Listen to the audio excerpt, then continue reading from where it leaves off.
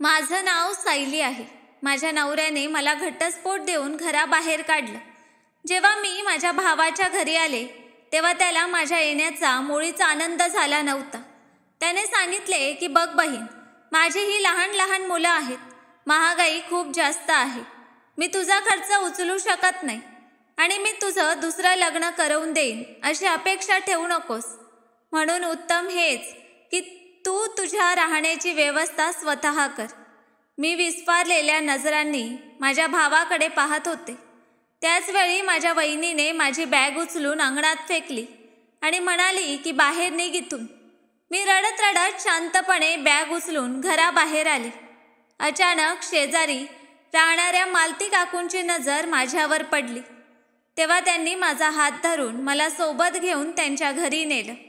दुसऱ्या दिवशी सकाळी त्या मला सोबत घेऊन त्या बंगल्यावर गेल्या जिथे त्या काम करतात. जशी माझी नजर त्यांच्या मालकिनीवर पडली तेव्हा मी लगेच माझ्या ओढणीने तोंड झाकलं, कारण मी शांतपणे माझ्या भावाच्या निरागस मुलाला मांडीवर घेऊन माझ्या मृत आईच्या खोलीत दबा धरून बसले होते. भावाच्या खोलीतून येणारा आवाज माझ्या शरीरातील रक्त पिळून काढत होता. ते दोघे नवरा बायको काही वेळापासून एकमेकांशी वाईट प्रकारे भांडत होते आणि त्यांच्या भांडणाचं कारण फक्त आणि फक्त मी होते की अचानक घटस्फोट घेऊन मी त्यांच्या घरी का आले. सांगायला तर हे घर माझंही होतं, माझ्या वडिलांच्या नावावर होतं. या घरात जितका हिस्सा माझ्या भावाचा होता तितकाच हिस्सा वारसा म्हणून मला मिळायला हवा होता. पण म्हणतात ना की जेव्हा मुलगी परकी होते तेव्हा तिचं कोणतंही घर उरत नाही. काही क्षणानंतर अचानक खोलीचा दरवाजा उघडला आणि माझी वहिनी आत आली. वहिनीला पाहून मी वाईट प्रकारे घाबरले. मी अजून त्यांना काही बोलते तोच त्यांनी माझ्या मांडीवरून त्यांचा मुलगा हिसकावून घेतला आणि मला पाहत म्हणाल्या की सावध राहा, तू माझ्या मुलाला हात सुद्धा लावू नकोस, वांजबाई, असं म्हणून त्या खोलीबाहेर निघून गेल्या. तर मी भिजलेल्या डोळ्यांनी त्यांना जाताना पाहत राहिले. मी अजून काही बोलते किंवा काही कृती करते तोच माझा भाऊ आत आला आणि मला पाहत म्हणाला की सायली, तू का माझ्या मुलाजवळ जातेस? मी तुला किती वेळा समजावलं आहे की यापासून दूर राहा, याला मांडीवर घेऊ नकोस, पण तुला कोणत्याही गोष्टीची मुळीच समज येत नाही. तुला नेहमी तेच करायचं असतं जे तुला आवडतं. मी तुझ्याशी दुसऱ्या भाषेत बोलतो का? तू आमच्या जीवनाला नरक बनवलं आहे. तर मी लगेच भावाला म्हणाले की भाऊ, मी तर फक्त याला आंघोळ घालत होते आणि हा माझाही तर भाचा आहे. मला याच्यावर प्रेम येत नाही का? 1 आठवडा झाला आहे त्याने आंघोळ केलेली नाही. मुलं अशा प्रकारे आजारी पडतात आणि तुमचा मुलगा तर तसंही. अजून मी माझं बोलणं पूर्ण करत होते तोच माझा भाऊ म्हणाला की तुला काय माहीत मुलांचं संगोपन कसं करतात? तुझ्याकडे कुठे ढीकभर मुलं आहेत. 1 मुलगा सुद्धा तुझ्याकडे नाही. लग्नाला सुद्धा फक्त 1 वर्ष झालं होतं. घटस्फोट घेऊन तू आमच्या उंबरठ्यावर आलीस. मला स्वतःचा उदरनिर्वाह होत नाही, मी तुझा उदरनिर्वाह कुठून करू? मी तुझं दुसरं लग्न सुद्धा करवून देऊ शकत नाही, कारण माझ्याकडे 1 फुटकी कवडी सुद्धा नाही जी मी तुझ्यासारख्या बाईवर लावू, जिने फक्त 1 वर्षच आपलं घर बसवलं आहे. आई आणि बाबांचा आत्मा तुला पाहून किती त्रासदायक होत असेल. आम्हाला तर तू कोणाला तोंड दाखवण्यास योग्य ठेवलं नाहीस. भावाच्या बोलण्याने असं वाटलं की जणू कोणीतरी माझ्या शरीरातून जीव काढून घेतला आहे. हा माझा तोच भाऊ होता जो माझ्यावर कधी आपला जीव लुटवत असे आणि आज माझ्यासमोर उभा राहून माझ्याशी कशा प्रकारच्या गोष्टी बोलत होता. माझ्या डोळ्यातून सतत अश्रू वाहू लागले होते. मी काही बोलते तोच तो माझ्या कपाटाकडे वळला आणि बडबडू लागला, बस आता मी तुला आणखीन सहन करू शकत नाही. त्याने कपाटातून माझी सुटकेस काढली आणि माझे कपडे त्यात टाकू लागला. तर मी लगेच म्हणाले की भाऊ, हे तुम्ही काय करत आहात? माझ्याकडून शेवटी अशी कोणती चूक झाली आहे जी तुम्ही मला इतकी कठोर शिक्षा देत आहात?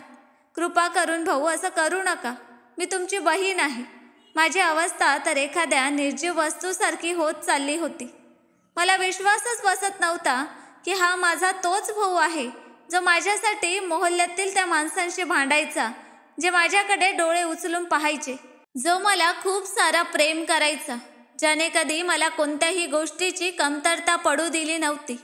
पण आज माझा तोच भाऊ आपल्या घटस्फोटीत बहिणीला घराबाहेर काढून माझा तमाशा बनवू इच्छित होता. त्याने सारे कपडे माझ्या बॅगेत टाकले होते आणि सुटकेस अंगणात फेकली आणि मला पाहत म्हणाला की मी तुझा ओझं सहन करू शकत नाही. तो आहे दरवाजा. कृपा करून इथून निघ आणि परत कधीही येऊ नकोस. असं म्हणून त्याने मला बाहेरच्या दिशेने ढकललं.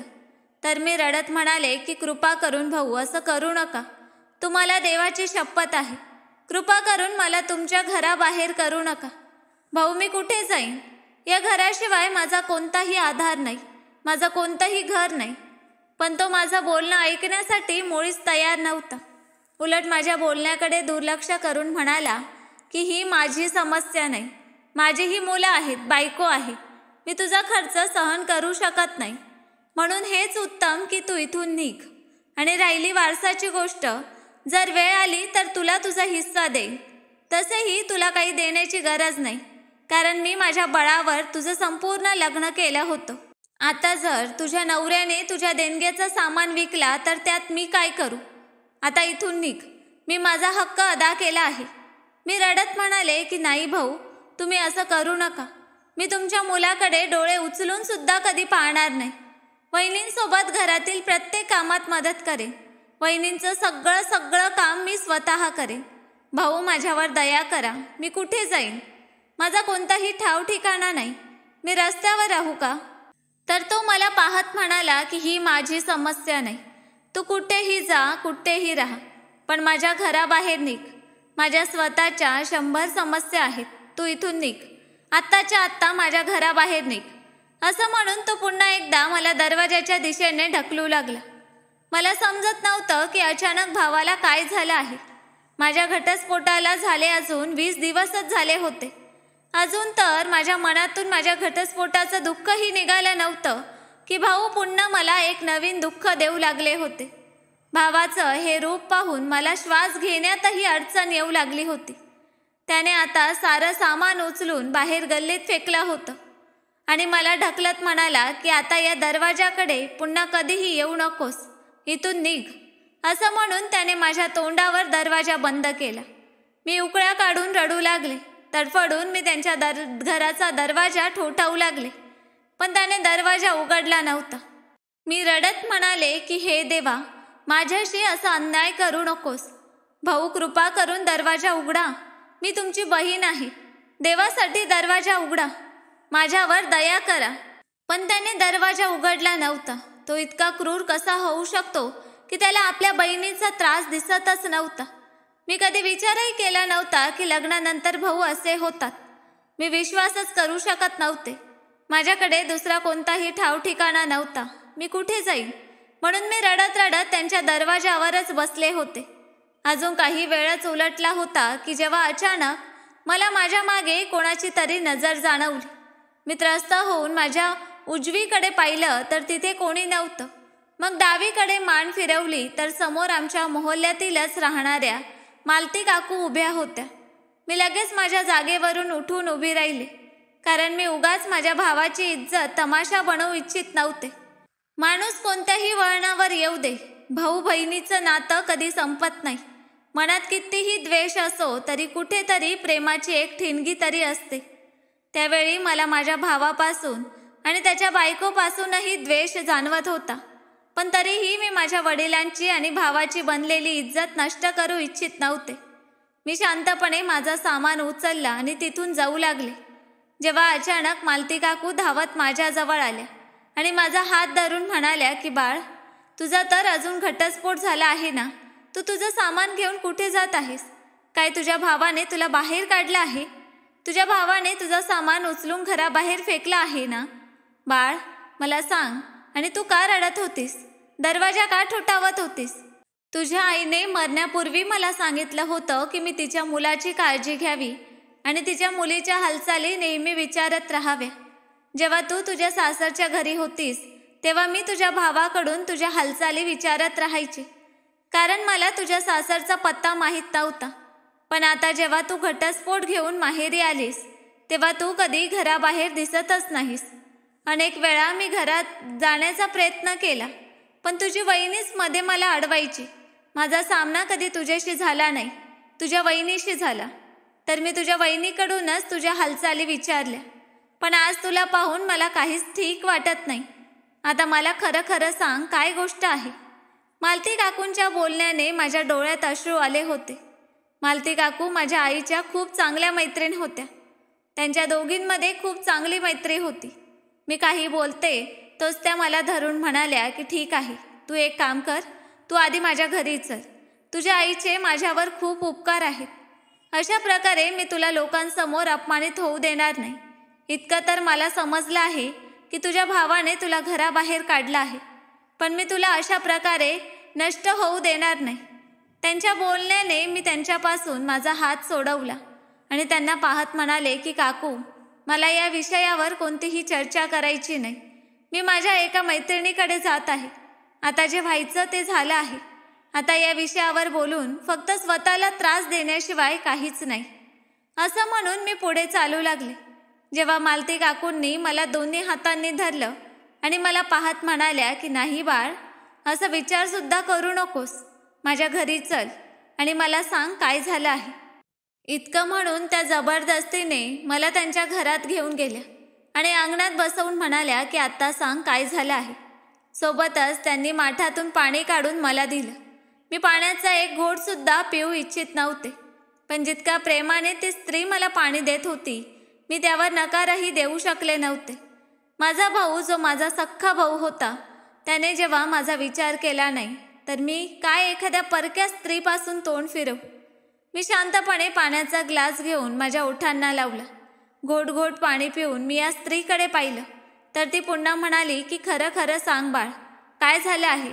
काही वेळ तर मी शांत राहिले आणि मग विखुरलेल्या अवस्थेत म्हणाले की माझ्या वहिनीला वाटतं की या घरात येऊन मी त्यांच्यापासून हे घर हिसकावून घेईन, त्यांच्या नवऱ्याला त्यांच्या विरोधात करेन, त्यांच्या मुलांना त्यांच्यापासून हिरावून घेईन. पण मी असं का करेन? वरचा जर इच्छिला तर माझं दुसरं लग्न होईल, माझी मुलंही होतील, माझंही कुटुंब होईल. पण त्यांना असं वाटतं की जणू मीच सर्वात मोठी क्रूर आहे, जणू प्रत्येक चुकात माझाच हात असतो. तरीही काकू, तुम्ही तर जाणता ना की माझा घटस्फोट का झाला आहे. माझं बोलणं ऐकून त्या लगेच म्हणाल्या की हो हो बाळ, मी जाणते. शेवटी कोणती मुलगी एका व्यसनी माणसासोबत आपलं संपूर्ण आयुष्य घालवू शकते.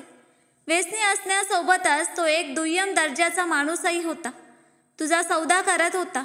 तो तर वरच्या कृपेने मोहल्ल्यातील लोक चांगले होते, अन्यथा आज न जाणे तू कुठे असतीस. या स्त्रीचं बोलणं ऐकून मी पुढे म्हणाले की काकू, तुम्ही अगदी बरोबर बोलत आहात आणि मी त्याच्याकडून घटस्फोट मागितला नव्हता. त्याने स्वतः आपल्या शुद्धीत मला घटस्फोट दिला होता. मी माझ्या भावाच्या घरी फक्त या भावनेने आले होते की तो मला कधी परका करणार नाही, उलट आपल्या मुलीसारखं ठेवेल. पण मला काय माहीत होतं की तो इतका क्रूर होऊ शकतो. असं म्हणून मी ढसाढसा रडू लागले. तर मालती काकू मला सावरत म्हणाल्या की माझ्या बाळ, तू आपलं मन छोटं करू नकोस. पण हे सगळं सुरू कसं झालं होतं? त्यांच्या बोलण्याने मी माझे अश्रू पुसले आणि आकाशाकडे पाहत म्हणाले की ज्यांच्या डोक्यावर आई वडिलांची सावली नाही, त्यांच्या मागे पुढे कोणी विचारणारा नाही, त्यांच्यासाठी तर एक छोटीशी गोष्ट ही मुद्दा बनवून बेदखल केलं जातं. मी फक्त माझ्या वहिनीच्या मुलाला आंघोळ घातली होती. संपूर्ण 1 आठवड्यापासून तो आंघोळ केलेला नव्हता. मला या गोष्टीचा विचार आला की वहिनीला जर त्याला आंघोळ घालण्याची वेळ नसेल तर मी त्याला आंघोळ घालवते. कारण वहिनीला तर आपल्या मुलांची कोणतीही शुद्ध राहत नाही की त्यांची मुलं कशा अवस्थेत आहेत, त्यांना काही फरक पडत नाही. जर मी असं केलं तर मी कोणतं मोठं पाप केलं? तोही तर माझंच रक्त आहे ना, माझा भाचा आहे. माझं बोलणं ऐकून ती स्त्री म्हणाली की बाळ, आजच्या काळात कोणीही गोष्ट समजत नाही. खास करून आत्याची तर कोणतीही किंमत नसते. मुलगा खराब निघालं तर आत्यावर गेला आहे आणि चांगलं निघालं तर आईवर गेला आहे. हा भेदभाव तर आमच्यापैकी कोणीही संपवू शकत नाही. आता तू मला हे सांग की तू पुढे काय करणार आहेस? तू तुझ्या येणाऱ्या काळासाठी काय विचार केला आहे? ते तुझ्या वडिलांचं घर आहे, तर अशा प्रकारे आपलं घर तू सोडू नकोस. हे लोक तुझं जीवन फक्त आणि फक्त नष्ट करत आहेत. तू आपल्या हक्कासाठी उभी राहा. मी रडत म्हणाले की काकू, जर हे शक्य असतं तर मी नक्कीच उभी राहिले असते. भावाचं म्हणणं आहे की त्याने माझ्यावर लाखो रुपये माझ्या लग्नावर खर्च केले आहेत. पण तुम्हाला माहीत आहे की त्याने मला एक वापरलेलं फर्निचर दिलं होतं. पण मी तरीही काही बोलत नाही. शांतपणे जसं ते बोलतात सगळं ऐकत राहते. त्याने माझं लग्न केलं नक्कीच, हेच खूप आहे. मला वारसातून काहीही नको. मला फक्त राहण्यासाठी एक छप्पर हवं आणि माझ्या भावाचं वहिनीचं प्रेम हवं. मला फक्त शांती हवी. याच्या बदल्यात मी नोकराणी बनून माझं संपूर्ण आयुष्य त्यांच्यावर अर्पण करू शकते. घरातील सारी कामे करेन, सगळं काही करण्यास तयार आहे. पण मला अशा प्रकारे बेघर करू नये. माझं बोलणं ऐकून मालती काकू काही वेळ शांत राहिल्या आणि मग मला पाहतच म्हणाल्या की बाळ, जर तू मेहनत करू शकतेस तर मग आपलं नुकसान भरपाई का मागत नाहीस? ते घर तुझं आहे, तुझ्या वडिलांचं आहे. कोणीही तुला त्या घराबाहेर करू शकत नाही. आणि आता जेव्हा तू काम करू शकतेस तर मग त्या लोकांच्या तुकड्यांवरही जगू नकोस. आधी काहीतरी बन आणि मग त्यांच्या समोर जाऊन उभी राहा. तुझ्या वडिलांच्या वारसातून आपला हिस्सा माग, कारण आपला हिस्सा मागणं कोणतंही पाप नाही. मी जिथे काम करते मी तिथे तुझ्यासाठी बोलणार. जर तू तयार असशील तर तू माझ्यासोबत उद्यापासून कामावर ये आणि तिथे मन लावून काम कर. तसंही माझ्या मालकिनीने मला एका मुलीची व्यवस्था करण्यास आधीच सांगितलं होतं. आता जेव्हा तुला नोकरीची गरज आहे तर मग तुझ्यासाठी ही नोकरी खूप चांगली राहील. मालकिनीला पूर्ण वेळ एक मुलगी हवी आहे जी त्यांच्या घराचं कामही करेल. आणि कारण ते स्वतः व्यवसाय करतात तर वेगवेगळ्या ठिकाणी त्यांना जावं लागतं, म्हणून त्यांचं घर उजाड राहतं. मी तर आत्ता वृद्ध झाले आहे. त्यांच्या घरातील इतकं सगळं काम माझ्याने एकट्याने होत नाही. जितकं होतं ते करते आणि त्यांना तसंही एक विश्वासू नोकराणीची गरज आहे. मी त्यांना सर्वात जास्त विश्वासू वाटते, म्हणून त्यांनी मला सांगितलं आहे की मी माझ्यासारखीच पण कोणीतरी तरुण विश्वासू नोकराणी त्यांना सांगावी. आता सांग तर काय तू तयार आहेस? माझ्याशिवाय मालकीन कोणावर विश्वास करत नाही, पण मी जेव्हा तुला तिथे घेऊन जाईन तर ती स्त्री तुझ्यावरही विश्वास करेल. शेवटी तू माझ्या मुलीसारखी आहेस. सांग मला, तू काय विचार केला आहे? त्यांच्या बोलण्याने मी लगेच त्यांचे हात धरले आणि त्यांना पाहत म्हणाले की हो काकू, ठीक आहे. जर असं झालं तर मी नेहमी तुमची उपकारमंत राहीन. माझ्या आईच्या आत्म्यालाही शांती मिळेल. मी संपूर्ण आयुष्य तुमच्यासाठी प्रार्थना करेन. तुमचं खूप खूप धन्यवाद. तुम्ही माझी इतकी मदत करत आहात. माझ्याकडे राहण्याची कोणतीही जागा नाही. तुम्ही माझं हे काम करा. बस वरचा नेहमी तुम्हाला सुखी ठेवेल. माझं बोलणं ऐकून ती स्त्री म्हणाली की हो माझ्या बाळ, जर माझ्यासाठी शक्य असतं तर मी तुला माझ्या या छोट्या घरात ठेवले असते. पण माझी सूनही तुझ्या वहिनीचीच मैत्रीण आहे आणि त्यांच्या दोघींमध्ये इतकी मैत्री आहे की ती तुला कधीही इथे बसू देणार नाही. कधी कोणावर आरोप लागेल काही कळणार नाही. मी तुला अशा प्रकारे अपमानित होऊ देणार नाही. तुझ्या आईचे माझ्यावर खूप उपकार आहेत. जेव्हा माझ्या घरी खायलाही नव्हते तेव्हा तुझी आईच मला आपल्या घरातील जेवण वाचवून देत असे. मी तिचा तो काळ विसरू शकत नाही. जर आज तिची मुलगी त्रासात आहे तर मी तुझ्यासाठी उभी राहीन. बाळ, आई वडिलांचं केलेलं अवलादी समोरच येतं आणि आता तुझ्या आईचं केलेलं तुझ्या समोर येईल. चल आता धैर्य कर आणि उठून उभी राहा. आजच मी तुझी बोलणी करून तुला तिथे नोकरीवर लावते. तुला राहण्याची जागाही मिळेल. दिवसात सकाळचा नाश्ता आणि 2 वेळचे जेवणही मिळेल आणि पैसेही मिळतील. आता तुला त्रस्त होण्याची गरज नाही. तुझ्या डोक्यावर तुझ्या आईसारख्या काकूंचा हात आहे. म्हणतात ना की जर आई मेली तर काकूच आईच्या बरोबरीचा दर्जा ठेवते. त्यांच्या बोलण्याने मी एकदा पुन्हा ढसाढसा रडले तर त्या मला मिठी मारून म्हणाल्या की माझ्या बाळ, रडू नकोस, धैर्य कर. रडण्याने कधी समस्या सुटल्या आहेत का? आणि नाही सुटू शकतील. त्यांच्या धैर्याने मला खरंच खूप सावरलं होतं. त्यांनी त्यांच्या खोलीतून त्यांची थैली उचलून आणली आणि मग माझ्यासोबत चालू लागल्या. माझ्याकडे तर 1 रुपया सुद्धा नव्हता की मी भाडं देऊ शकेन. भावाने फक्त माझे कपडे बॅगेत टाकले होते. माझ्याकडे गरजेचं कोणतंही सामान नव्हतं आणि ना मला गरजेचं सामान पॅक करण्याची परवानगी दिली गेली होती. तरीही माझ्या खोलीत माझ्या बऱ्याच वैयक्तिक वस्तूही होत्या ज्या मी माझ्या सासरहून आणल्या होत्या. काही वेळ आम्ही पायीच चालत राहिलो. ती स्त्रीही गरीब होती. उगाच इतकं भाडं सहन करू शकत नव्हती. पण माझ्यासाठी काही वेळानंतर त्यांनी एक रिक्षा केली ज्यात बसून आम्ही दोघी मालकिनीच्या घरी पोहोचलो. मालकिनीचं घर पाहण्यात खूप मोठं आणि सुंदर वाटत होतं. यात एक खूप सुंदर बागही होती, ज्यात फवारा लावलेला होता. असं वाटत होतं की जणू मी एखाद्या आलिशान महालात आले आहे. मी जशी या बंगल्यात आत आले, माझे डोळेच विस्फारले. इतकं मोठं घर मी कदाचित चित्रपटात किंवा मालिकेतच पाहिलं असेल.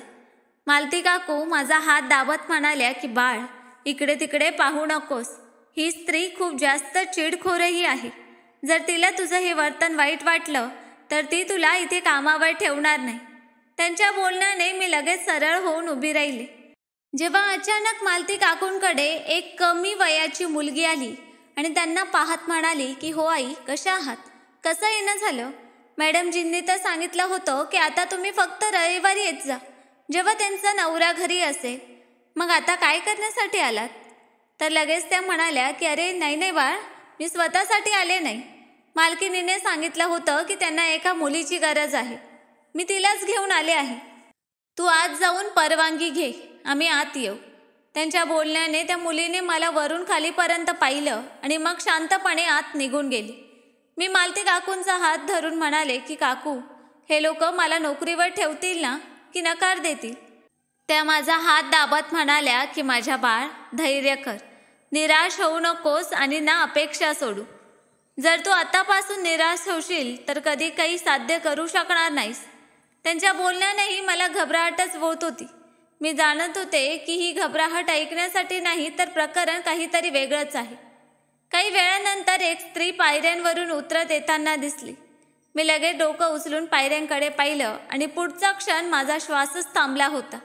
मला मुळीच कल्पना नव्हती की नशीब मला जुन्या काळाच्या उंबरठ्यावर अशा प्रकारे पुन्हा उभं करेल. मी लगेचच माझी ओढणी माझ्या चेहऱ्यावर ठेवली आणि माझा चेहरा लपवण्याचा प्रयत्न करत होते. मालकीन मला पाहत म्हणाल्या की काय झालं आहे बाळ, तू तुझ्या चेहऱ्यावर अशा प्रकारे ओढणी का झाकत आहेस? काय गोष्ट झाली?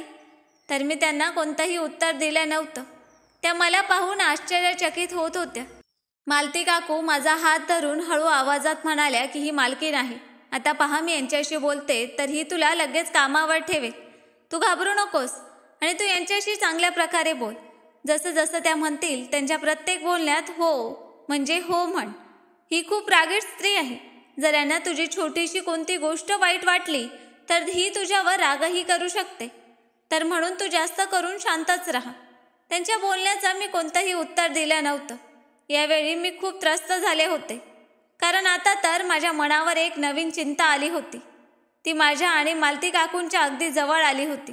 ती काही बोलते त्यापूर्वीच मालती काकू पुढे सरसावल्या आणि त्यांना हळू आवाजात नमस्कार केला आणि जवळजवळ वाकून म्हणाल्या की मॅडमजी, ही माझी भाची आहे, माझ्या बहिणीची मुलगी आहे. सख्खी नाही, पण सख्यापेक्षा कमीही नाही.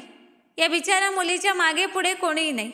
ही यावेळी खूप कठीण काळातून जात आहे, कारण तिच्या भावाने तिला घराबाहेर काढलं. ही बिचारी खूप त्रस्त आहे. तिच्या नवऱ्याने तिला घटस्फोट दिला आहे. तिचा नवरा दुय्यम दर्जाचा माणूस होता. तिला सोडला सुद्धा आणि तिचा सौदा करत होता. ही तर वरच्या कृपेने मोहल्ल्यातील लोकांनी तिची साथ दिली, अन्यथा ही बिचारी मुलगी न जाणे कुठे पोचली असती. अचानक मला तुमचा विचार आला होता. तुम्ही मला सांगितलं होतं ना की तुम्हाला पूर्ण वेळासाठी एक कायमची नोकराणी हवी आहे. ही मुलगी खूप चांगलं काम करते, सगळे काम खूप चांगल्या प्रकारे जाणते. तिच्या हातात स्वच्छताही आहे. ही तुम्हाला कधी तक्रारीचं कारण देणार नाही. तुम्ही एकदा यावर दया करून आपल्या इथे कामावर ठेवा. ती स्त्री मला पाहत म्हणाली की ठीक आहे, वय काय आहे तुझं? तिच्या प्रश्नावर मी वाईट प्रकारे थरथर कापून राहिले. माझं हृदय जोरजोरात धडधडत होतं, कारण मला माहीत होतं की जर मी माझी जीभ हलवली आणि माझा आवाज तिच्यापर्यंत पोचला तर ती नक्कीच मला ओळखेल आणि कदाचित ती मला या घरातून ढकलत बाहेर काढेल आणि आपल्या शेजार पाजाऱ्यातील लोकांनाही सांगेल की तिला कोणतंही काम देऊ नका. मी खूप घाबरले होते. मी घाबरलेल्या नजरेने मालती काकूंकडे पाहिलं तर त्या लगेच ती गोष्ट सावरत म्हणाल्या की मॅडमजी, तिचं वय कमी आहे, अंदाजे 22 वर्ष असेल. तिच्या आईने आपल्या आयुष्यातच तिचं लग्न करून तिला निरोप दिला होता आणि लग्नाच्या काही महिन्यानंतरच तिची आई वारली. ती तुम्हाला कधीच तक्रारीचं कारण देणार नाही. तिचं नाव सायली आहे. खूपच गोड मुलगी आहे. त्या मला पाहत म्हणाल्या की ठीक आहे मालती, तू आत ये. या मुलीला मी कामावर ठेवलं आहे. आता उरलेल्या गोष्टी मी तिच्याशी स्वतः बोलून घेईन आणि तू फक्त रविवारीच इथे येत जा. रविवारी यायला विसरू नकोस, कारण माझ्या नवऱ्याला तू खूप आवडतेस. त्यांना तुझ्या हातचं काम खूप आवडतं आणि तुझ्या हाताचंच जेवण खायला त्यांना आवडतं. आणि या मुलीला कामावर ठेवण्याचे पैसे मी तुला वेगळे दे. तर मालती काकू लगेच त्यांचा हात धरून म्हणाल्या की अरे नाही नाही मॅडमजी, मला कोणतेही वेगळे पैसे नकोत. फक्त तुम्ही तिची खूप काळजी घ्या. मी नाईची मुलगी आहे. भावानेही डोक्यावर हात ठेवला नाही. या बिचारीचं कोणीही नाही. तुम्ही तिला बाहेर काढू नका. जर तुम्ही तिला बाहेर काढत असाल तर कृपया एकदा मला सांगा. तुमची खूप मेहरबानी होईल. मालती काकू आता माझ्याकडे वळल्या आणि मला पाहत म्हणाल्या की बघ बाळ, इथे प्रामाणिकपणे काम कर. मला तुझ्याकडून कोणतीही तक्रार येऊ नये. तरीही मला पूर्ण खात्री आहे की तू खूप चांगली आहेस. मला तक्रारीचं कारण देणार नाहीस. ठीक आहे, मी निघते. तू स्वतःची काळजी घे. मालती काकू हे बोलून तिथून जाऊ लागल्या. पण मी त्यांना थांबवू इच्छित होते. त्यांना सांगू इच्छित होते की मला इथे नोकरी करायची नाही. ही जागा माझ्यासाठी अजिबात सुरक्षित नाही. त्या गेल्या की ही स्त्री मला इथून बाहेर काढेल. फक्त माझा चेहरा उघडण्याची वाट आहे. माझी सारी रहस्य उघड होती. पण मालती काकूंना त्या स्त्रीने थांबण्याची संधीच दिली नव्हती. त्या त्यांना पाहत म्हणाल्या की बस बस मालती, खूप झाल्या गप्पा. आता जा. जितक्या गप्पा मारायच्या होत्या त्या मारल्या. मला माझ्या मीटिंगसाठीही निघायचं आहे. तर त्या डोकं खाली घालून लगेच बाहेर निघून गेल्या. त्यांच्या जाण्याबरोबरच त्या स्त्रीने माझ्याकडे पाहिलं आणि हसत म्हणाली की चल बाळ, माझ्या मागे ये. इथे सोफ्यावर बसून आपण गप्पा मारू. मला आता तुझ्याशी सविस्तर बोलायचं आहे. तिच्या शब्दात काहीशी थट्टा होती. असं वाटत होतं की तिने मला ओळखलं आहे. माझ्या हृदयाच्या ठोक्यांनी वेग घेतला. मी अजूनही माझ्या चेहऱ्यावर ओढणी ठेवली होती. असं वाटत होतं की माझं हृदय ढोलासारखं कानात वाजत आहे. मी खोल श्वास घेतला आणि डोळ्यातील ओलावा पुसला. मला भीती वाटत होती की ती मला चेहरा उघडण्यास सांगेल. मी त्या स्त्रीच्या मागे चालू लागले. आज माझ्या मनातून फक्त माझ्या भावासाठी एक उसासा निघाला की जर त्याने मला घरातून बाहेर काढलं नसतं, माझ्या हक्कापासून मला वंचित केलं नसतं, तर आज मला असा अपमान सहन करावा लागला नसता. मी शांतपणे तिच्या मागे चालत गेले. मी तिच्यावर एक नजर टाकली आणि शांतपणे तिच्या समोर ठेवलेल्या सोफ्यावर बसायला लागले. तेव्हा अचानक ती म्हणाली की मी सौ प्रियंका पाटील आहे, या घराची मालकीन. तू नाहीस की माझ्या समोर अशी सोफ्यावर बसावंस. तिच्या बोलण्याने मी सोफ्यावर बसताना थबकले. मी मोठ्या कष्टाने स्वतःला सावरलं आणि डोळे बंद केले. तो क्षण मला आठवू लागला जेव्हा या स्त्रीने माझ्यासमोर उभं राहून हात जोडले होते आणि मी तिला दुर्लक्ष करून पुढे निघून गेले होते. मी डोळ्यातील ओलावा झटक्यांनी आत लपवला आणि शांतपणे जमिनीवर तिच्या जवळ बसले. मी काही बोलते तोच तिने हात पुढे केला आणि एका झटक्यात माझ्या चेहऱ्यावरील माझ्या हाताला चिकटलेली ओढणी काढली. मी लगेच चेहरा हाताने झाकण्याचा प्रयत्न केला. तेव्हा तिने माझा हात खाली करत अतिशय मऊ शब्दात म्हटलं की अशी अपेक्षा नव्हती की फिरत फिरत तू माझ्याकडे येशील. मला विश्वासच बसत नाही की जग इतकं गोल आहे. मी तुला पाहताच ओळखलं होतं, कारण तुझे डोळे मी कधीच विसरू शकत नाही. तुझ्या डोळ्यांवरूनच मी तुझ्या चेहऱ्याचा अंदाज लावला होता. आयुष्यात स्वतःला एकदा नाकारू शकते, पण तुला नाही, ती म्हणाली. आजही मला त्या सगळ्या गोष्टी आठवतात. मी जुन्या काळाला पुन्हा उजाळा देणार नाही, कारण माझी तशी सवय नाही. जे व्हायचं होतं ते झालं. जुना काळ निघून गेला. मालती माझ्यासाठी नेहमी खूप खास आहे. मी तिची शिफारस कधीच नाकारू शकत नाही. माझा नवरा तिला आपल्या आईचा दर्जा देतो. यानुसार तू माझ्यासाठी खूप महत्त्वाची आहेस. तुझ्यासोबत जे घडलं त्याचा मला आयुष्यभर खेद राहील. तुझ्यासोबत खूप वाईट झालं आणि खरं सांगायचं तर मला या गोष्टीचंही दुःख आहे. मी अजूनही तिच्या बोलण्याला कोणताही प्रतिसाद दिला नव्हता. फक्त डोकं खाली घालून बसले होते आणि तिचं बोलणं लक्षपूर्वक ऐकत होते. माझं हृदय फाटत होतं. मनात येत होतं की ओढून रडावं, पण मला अजून इतकी मुभा नव्हती. ती मला पाहत म्हणाली की मी तुला महिन्याला 35,000 रुपये देईन. तू माझं घर सांभाळशील, कारण मी नेहमी कामात व्यस्त असते. माझ्यावर खूप काम आहे. मी बाहेरच्या कामांसोबतच घराचं काम पाहू शकत नाही, कारण माझ्याकडे इतका वेळ नाही. घरासोबत तू माझं स्वयंपाकघर सांभाळशील आणि तू सर्वंट क्वार्टरमध्ये राहशील. मला तुझ्याकडून कोणतीही तक्रार नको. गेलेल्या काळात आपल्या दोघींमध्ये जे काही झालं ते त्या काळासोबतच संपलं आहे. मी इच्छित नाही की तू त्या गोष्टी पुन्हा उकरशील किंवा मी तुझ्याशी त्या गोष्टीबद्दल पुन्हा बोले. जेवण वगैरे बनवणं तुला येतं ना? तिने बोलणं दुसऱ्या दिशेने वळवलं होतं. कदाचित तिला माझ्या चेहऱ्यावरील त्रास समजला होता. तिची एक सवय खूप चांगली होती. ती कधीही आपल्या शब्दांनी समोरच्याला त्रास देत नसे. कदाचित ती स्वतः त्रासात होती म्हणून दुसऱ्याला त्रास देणं ती गुन्हा समजत होती. मी डोकं होकारार्थी हलवत म्हणाले की हो, मला घरातील सगळी कामं येतात. लग्नापूर्वी माझ्या आईने मला सगळं शिकवलं होतं. मी इतकंच बोलले होते की अचानक ती मला पाहत म्हणाली की 1 सेकंड, तुझं लग्न कधी झालं आणि तुझ्या नवऱ्याने तुला घटस्फोट का दिला? मालतीचं बोलणं मला काही विशेष समजलं नाही म्हणून तुझ्याकडून पुन्हा विचारते आहे. मी खोल श्वास घेतला आणि डोकं खाली घालून म्हणाले की हो, माझा नवरा व्यसनी होता आणि त्या व्यसनासाठी त्याने माझा सौदा केला होता.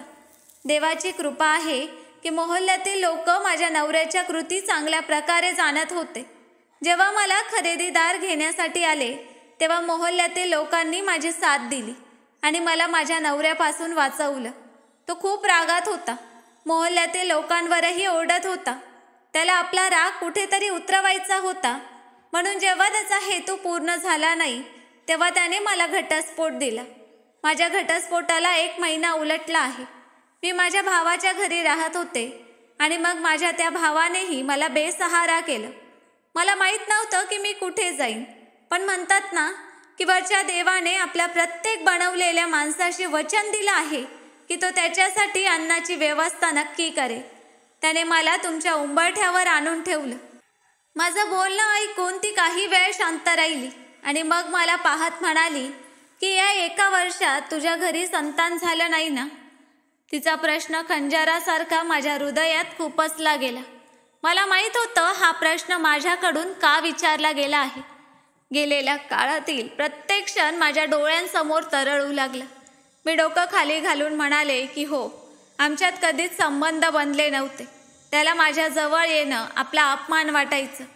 हे 1 वर्ष मी फक्त आणि फक्त त्याची पत्नी बनून काढले आहे. माझं बोलणं ऐकून तिने कोणतंही उत्तर दिलं नाही. फक्त घरात असलेल्या त्या दुसऱ्या नोकराणीला बोलावलं आणि मला तिच्या स्वाधीन केलं. ती मुलगी मला घेऊन स्वयंपाकघरात आली आणि आता छोटी छोटी कामं मला समजावू लागली, जी फक्त आणि फक्त मलाच करायची होती. उदाहरणार्थ, मला जेवणाची सगळी जबाबदारी सोपवली गेली. मला जेवण खूप चांगलं बनवता येत होतं. आज रात्रीचं जेवण माझीच जबाबदारी होती. मी लगेच जेवण बनवण्याची तयारी सुरू केली आणि माझ्या कामात व्यस्त झाले. आज या 1 दिवसात मला जितका त्रास मिळाला होता त्यानुसार मला आता फक्त आणि फक्त विश्रांती हवी होती. मी मानसिकदृष्ट्या अजिबात ठीक नव्हते. डोकं दुखण्याने फाटत होतं, पण मी ऊफसुद्धा करू शकत नव्हते, कारण माझी परिस्थिती आता अशी राहिली नव्हती की मी उगाच कोणत्याही गोष्टीचा नखरा दाखवावा किंवा कोणाला काही सांगावं किंवा कोणाकडे तक्रार करावी किंवा कोणाला माझ्या मनाचा हाल सांगावं. मी शांतपणे काम सुरू केलं. सलग 3 तास मी स्वयंपाकघरात घालवले. चांगले जेवण, पोळ्या आणि उकडलेला भात आणि गोड पदार्थात कस्टर्ड बनवलं. आज त्यांचा नवरा येणार होता म्हणून जेवणाची सगळी व्यवस्था माझ्याकडून करवल्या गेली. अन्यथा त्या दुसऱ्या नोकरानीने सांगितलं की मॅडमजी जास्त काही खात नाही, त्या जास्त करून डाएटचं जेवण खातात. जेवण मला माझ्या वाट्याचं काढून दिलं गेलं, जे घेऊन मी थेट माझ्या क्वार्टरमध्ये आले.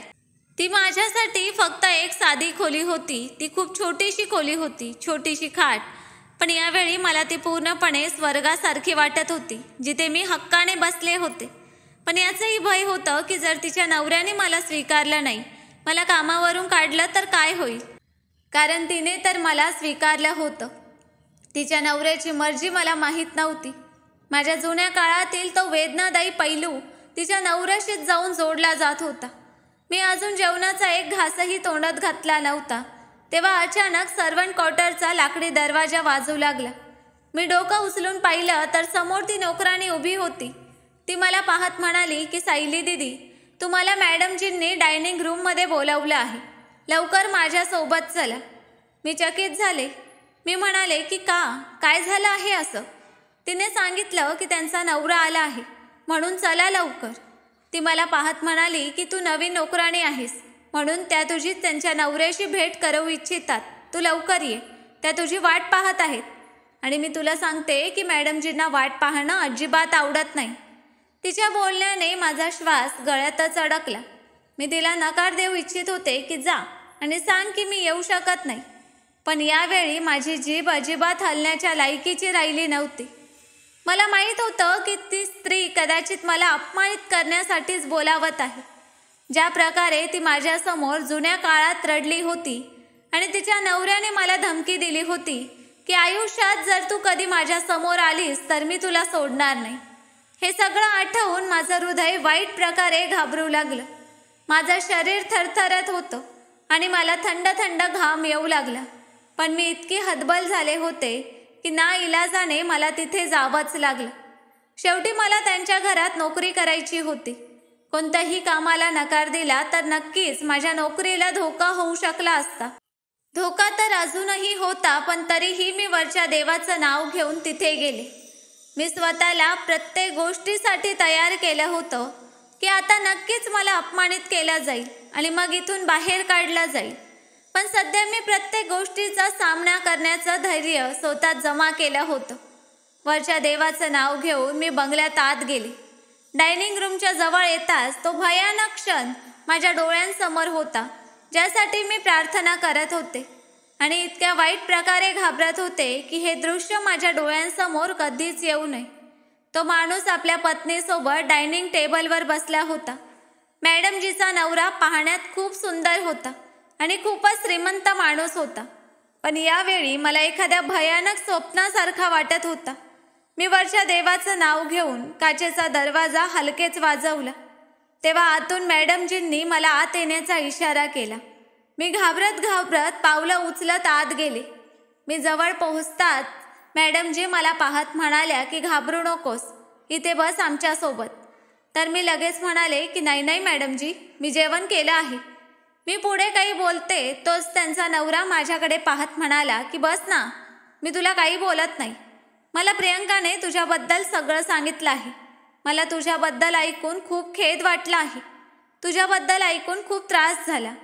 आयुष्य माणसाला कधी अशा वळणावर आणून उभं करतं की काही कळत नाही.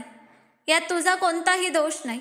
फक्त परिस्थितीच माणसाला हतबल करते की तो अशा अवस्थेत येतो. हे सगळं तुझ्या नशिबात लिहिलं होतं. पण आता प्रार्थना आहे की तुझ्यासाठी सगळं काही चांगलं हो. चल बस. त्यांचं इतकं शांत वर्तन पाहून मला माझ्या डोळ्यांवर विश्वास बसत नव्हता. आतून मला सुकून मिळाला होता, पण त्याचबरोबर माझ्या डोळ्यात अश्रूही आले होते. मी मनातून वरच्या देवाला धन्यवाद दिलं की उगाच इथून पळाले नाही. धैर्य करून या लोकांचा सामना केला. जर मी इथून पळाले असते तर आज ही नोकरी उगाच माझ्या हातातून गेली असती. मग कदाचित मला माहीत नाही माझं काय झालं असतं. मी कुठे दरवदर ठोकरे खात असेन. मी डोकं खाली घालून प्रियंका मॅडमांच्या बाजूच्या खुर्चीवर बसले. त्यांनीच मला जेवणाचं ताट बनवून दिलं. मी पहिला घास तोंडात घालणारच होते तेव्हा मॅडमजीचा आवाज घुमला. त्या म्हणाल्या की तू जेव्हा तुझ्या आयुष्याबद्दल सांगितलंस की तू तुझ्या नवऱ्यासोबत कधीच संबंध बनवू शकले नाहीस, तेव्हा मला हे सगळं ऐकून खूप धक्का बसला. आयुष्यात स्त्रीसोबत असं व्हायला नको. त्यांच्या या बोलण्याने मी डोक्यापासून पायापर्यंत लाल झाले. मला मुळीच कल्पना नव्हती की ते आपल्या नवऱ्यासमोर अशा प्रकारचं बोलतील.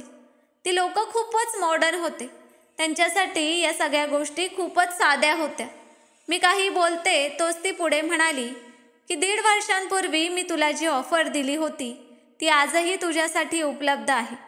माझा हेतू असा नव्हता, पण जेव्हा मी तुझ्या आयुष्याबद्दल ऐकलं तेव्हा मी तरीही हाच निर्णय घेतला की माणसाच्या हातात काही नसतं. कदाचित आयुष्य तुला धडा शिकवू इच्छित होतं म्हणून तू त्यावेळी नकार दिलास. पण मी वचन देते की आम्ही तुला कधीच तिसरी व्यक्ती वाटू देणार नाही. बघ, प्रत्येक स्त्रीला सुखी आयुष्य हवं असतं.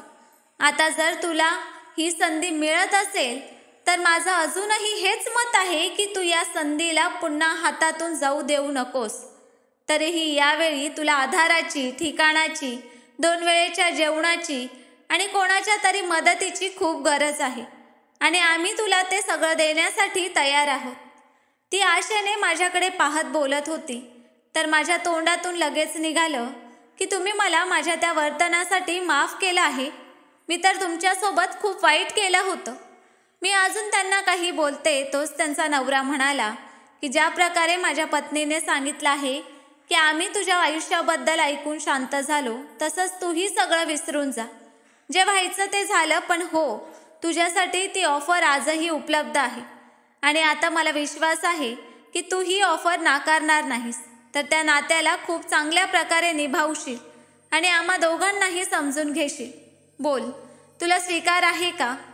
मी काही क्षण शांत राहिले आणि मग त्यांना पाहत म्हणाले की मग तुम्ही जगासमोर मला स्वीकाराल का? मी हे मानते की ही गोष्ट मी अजून माझं बोलणं पूर्ण करत होते तोच मॅडमजी म्हणाल्या की मी तुला वचन देते, तुझं लग्न खूप थाटामाटात होईल. मी स्वतः उभी राहीन. मला माहीत आहे माझ्यासाठी हे सगळं करणं खूप अवघड असेल, पण मला माझ्यावरच्या देवावर पूर्ण विश्वास आहे. मी माझ्या नवऱ्याला त्याची संतान देऊ इच्छिते, त्याचं रक्त देऊ इच्छिते. सांगण्यासारखं आम्ही तर खूप श्रीमंत आहोत. आम्ही आमच्या संपत्तीने 10 मुलं सहज दत्तक घेऊ शकतो. आम्हाला मिळतीलही, कारण माझ्या नवऱ्याकडे खूप जास्त संपत्ती आहे, पैसा आहे, गाड्या आहे, सगळं काही आहे. पण ते रक्त मिळणार नाही ज्यासाठी आम्ही अनेक वर्षांपासून तळमळत आहोत. आधी मी तुझ्याकडून फक्त संतान मागितलं होतं, पण आता तू बेसहारा झाली आहेस. तुझ्याकडे नात्याच्या नावानेही कोणी नाही, म्हणून मी स्वतः तुला हा पर्याय देत आहे की माझा नवरा तुझ्याशी लग्न करेल. तो तुला पत्नीचा हक्क देईल. मला याचा आभास झाला आहे की जेव्हा मी तुझ्याशी ही गोष्ट बोलले तेव्हा तू कुमारी होतीस. प्रत्येक मुलीच्या मनात एक स्वप्न असतं की जेव्हा तिचं पहिलं लग्न होतं तेव्हा तिचा नवरा फक्त तिचाच असावा, वाटलेला नसावा. पण आता मला समजलं आहे की तू एक वेदना सहन केली आहेस. मला असं वाटत नाही की तू आमच्या या ऑफरला नकार देशील, कारण यावेळी तुला या ऑफरसोबत आधार मिळत आहे, संपूर्ण आयुष्याची साथ मिळत आहे आणि एक नातं मिळत आहे.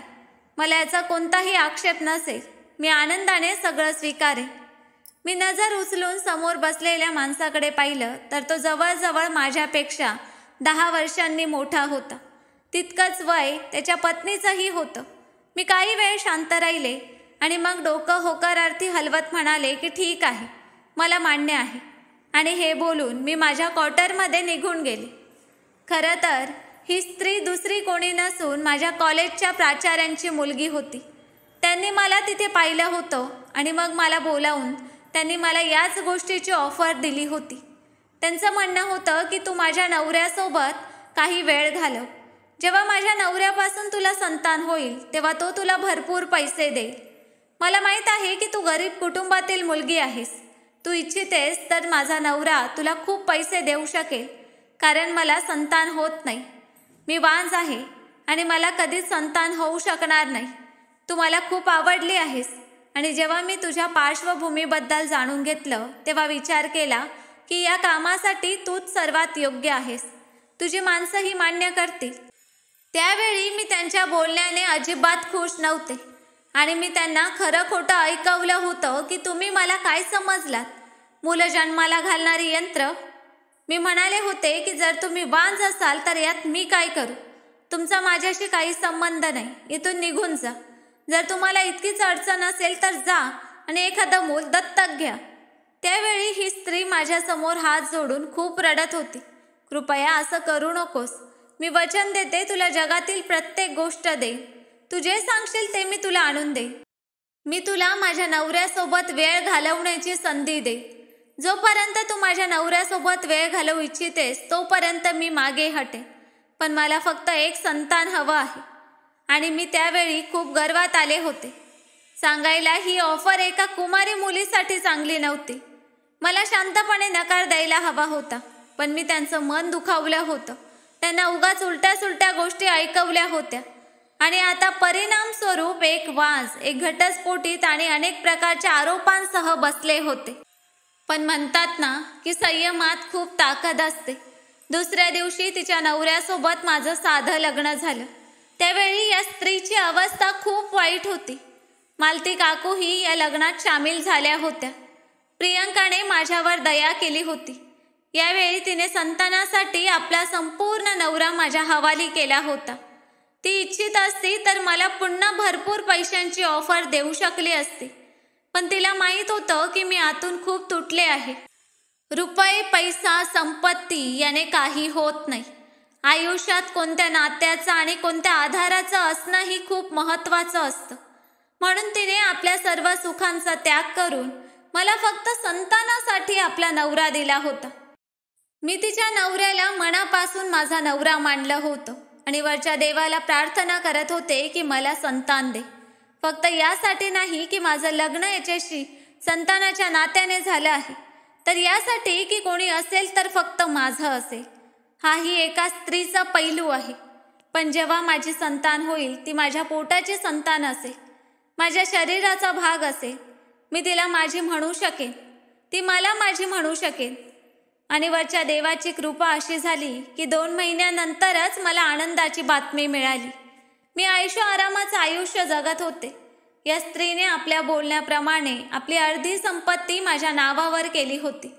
ती आमच्यासोबत आमच्या घरात राहत होती. कधीही आमच्या आयुष्यात ढवळाढवळ करत नव्हती. माझ्या गोद भराईची विधीही तिने आपल्या हातांनी केली होती. मी मनात ठरवलं होतं की मूल जन्मल्यानंतर मी सर्वप्रथम तिच्या मांडीवर ठेवेन, कारण तिनेही या संतानासाठी खूप त्याग केले आहेत. आणि तिला म्हणेन की ही तुझी संतान आहे. मी तर फक्त जन्म देणारी आहे. तू तिला सांभाळ आणि जी दुसरी संतान असेल ती माझी असेल. आणि म्हणतात ना की जो खऱ्या मनाने वरच्या देवाकडून आशा मागतो तो वरचा देव त्याला खूप काही देतो.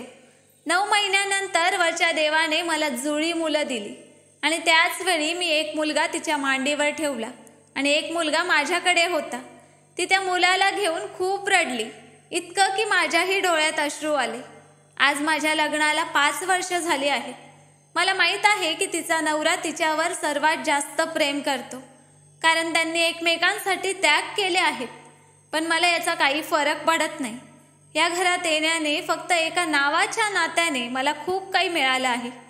मला तिच्या नवऱ्याच्या प्रेमाची गरजही नव्हती, कारण माझ्याकडे आता संतान आली होती. मी तिला खूप प्रेम करत होते आणि माझ्या आयुष्यात कोणत्याही प्रकारची कमतरता राहिली नव्हती. आमच्यात कधीही भांडण तंटा झाली नाही. मालती काकूंमार्फत मला समजलं की माझ्या भावाची अवस्था खूप वाईट झाली आहे. तो मला भेटू इच्छितो, पण मी स्पष्ट नकार दिला.